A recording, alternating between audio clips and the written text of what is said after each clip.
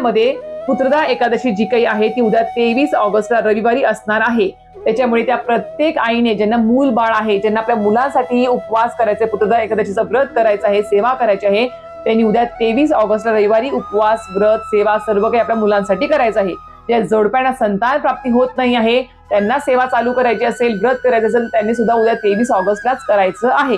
आता पुत्रदा एकादशी सुद्धा आलेली आहे, कारण की आपणास माहिती असेल की जी श्रावण महिन्यातली जी काही एकादशी आलेली आहे 2 दिवसांमध्ये विभागली गेली आहे।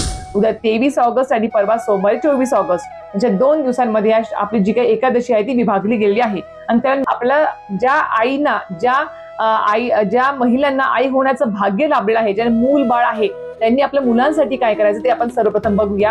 आणि ज्यांना मग संतान प्राप्ती होत नाही आहे त्यांना तुम्ही अर्पण करा। फोटो असेल तर फोटोला अर्पण करा तरी सुद्धा चालणार आहे। पण प्रत्येक आईने किंवा मुलाने सोबत बसून ही सेवा जर केली तर अतिशय उत्तम। पण नक्कीच आईने आपल्या मुलांसाठी उद्या पुत्रदा एकादशीला ह्या गोष्टी नक्कीच कराव्या, प्रार्थना तर नक्कीच करावी, भले उपवास जमो किंवा न जमो।